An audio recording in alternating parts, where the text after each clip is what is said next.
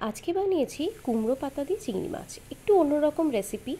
বাগানে অনেকগুলো কুমড়ো পাতা হয়েছিল, ভাবলাম যে চলো এটা দিয়ে কিছু ভালো বানানো যাক।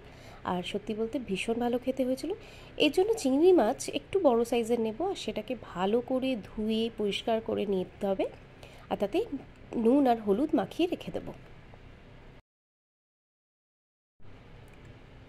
একদম ফ্রেশ কুমড়ো পাতা দেখতে পাচ্ছেন। সেই কুমড়ো পাতাগুলোকে এবার আমি ছোট ছোট করে কেটে নেব। বেশ অনেকগুলো কুমড়ো পাতা একসাথে নেব, আর একদম কচি পাতা নেব, যাতে এটা খুব সুন্দরভাবে যখন রান্না করবো এটা গলে যায় আর ভীষণ ভালো স্বাদ হয়। তো ছোটো ছোটো করে কুচি কুচি করে নেব কুমড়ো পাতাগুলোকে।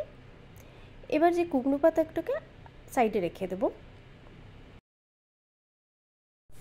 এবার কড়াইতে সর্ষের তেল গরম করব, তাতে দেব কালো জিরে ফোড়ন, কাঁচা লঙ্কা দেব, কাঁচা লঙ্কা মাঝখান থেকে চিড়ে দেবো, আর দেব যে ম্যারিনেট করা চিংড়ি মাছগুলো আছে ওইগুলো দিয়ে একটু ভালো করে নাড়তে থাকবো, যাতে ভালো করে ভাজা ভাজা হয়ে যায়। একটু কম আঁচে রান্নাটা হবে, যাতে খুব বেশি ভাজা না হয় চিংড়ি মাছগুলো। এবারে চিংড়ি মাছে দেব জিঞ্জার আর গার্লিক পেস্ট, আর ভালো করে কষাতে থাকবো, যাতে যে তেলটা ভালো রকমভাবে বেরিয়ে আসে। কষানো হয়ে গেলে কেটে রাখা যে কুমড়ো পাতা সেইগুলো দিয়ে দেব, আর একদম কম আঁচে নাড়তে থাকবো।